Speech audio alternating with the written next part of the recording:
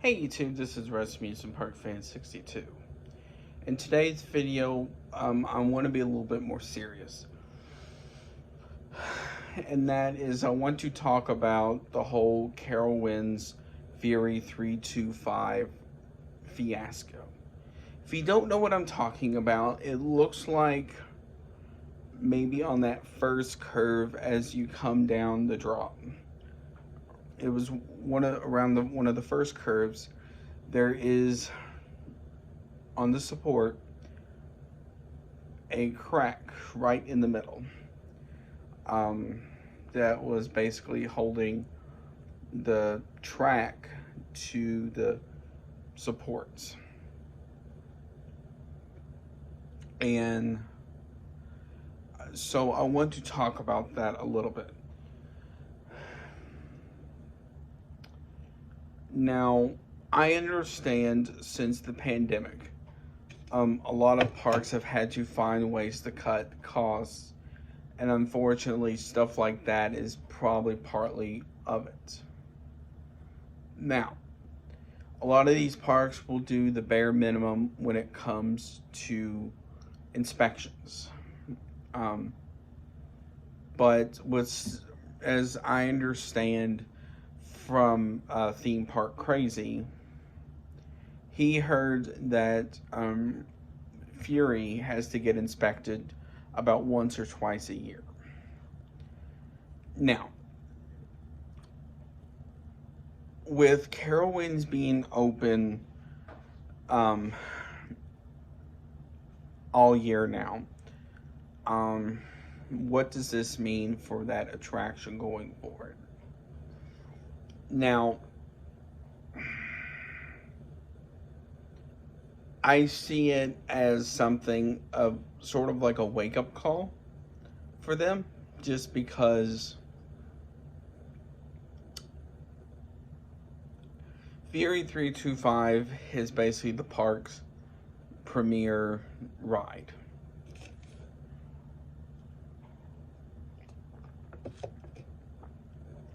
Without Fury, Carowinds is basically just an average park. Now, the thing about it is,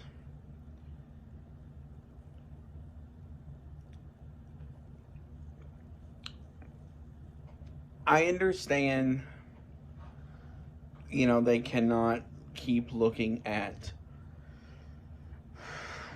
all of the supports and everything on that ride every single day, because there's not enough time to do that. But I think now this is going to put more effort into these parks to really look at these rides, maintain these rides, check a lot of stuff like that. Now, what does this mean for other rides similar?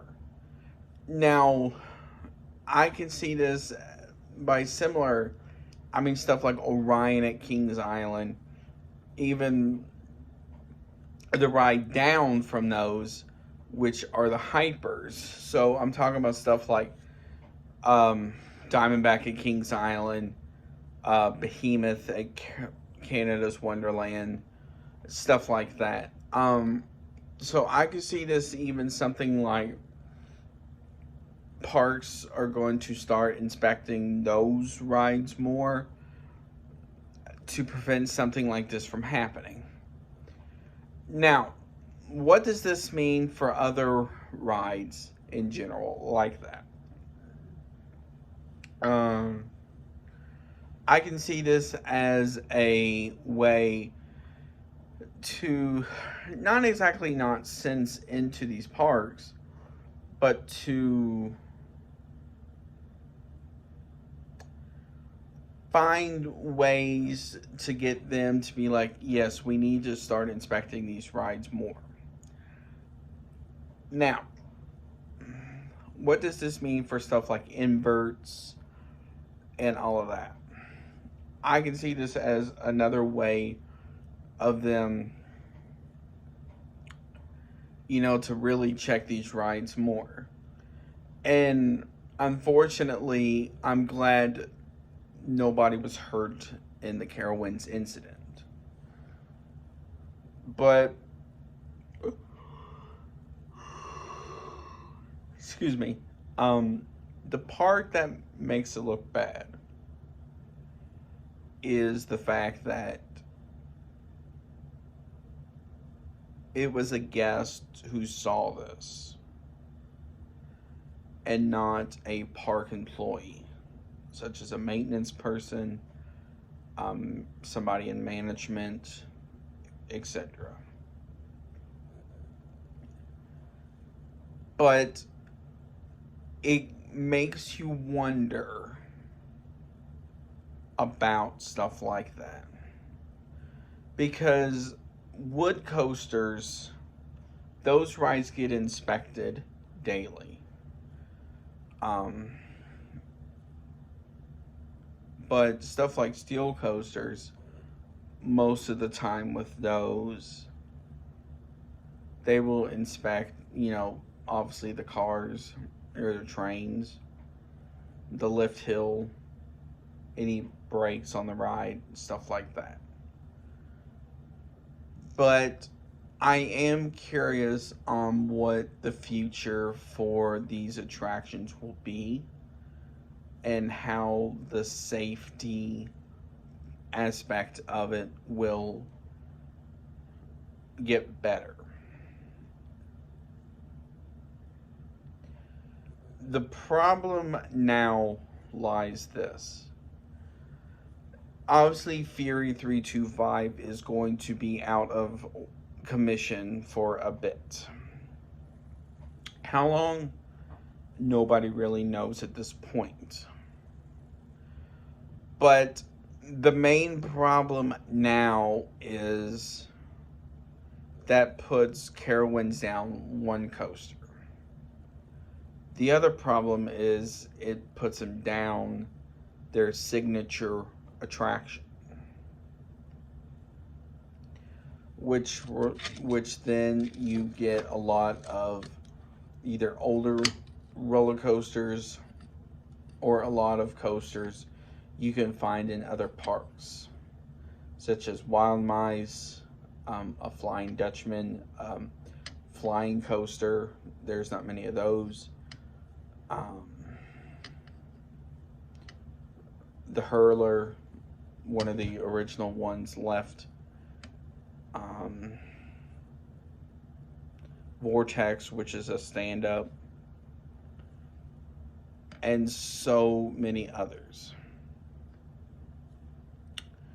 that you have to wonder how, with Carowinds, how is their attendance going to be now that their signature attraction is out of commission? And you also have to wonder how is this not only going to affect Carowinds but other Cedar Fair parks in this situation that carry B&Ms like Kings Island, Cedar Point, Kings Dominion, Knott's Berry Farm, and all others. So I want to hear from you. What do you think about this situation? What do you think Carowinds should do? And how do you think they should get their image back up to please people to come back again? Because here is the thing, unfortunately, about them.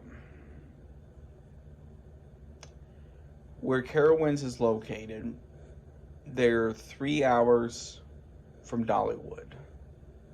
They're around probably close to 6 hours, give or take, to Six Flags St. Louis. Six Flags Over Georgia.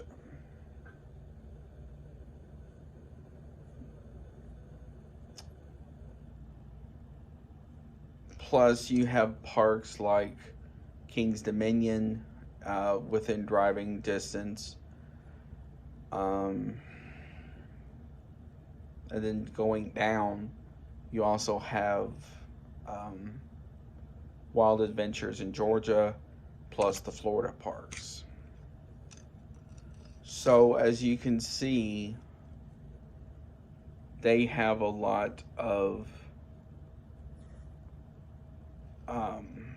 competition around them.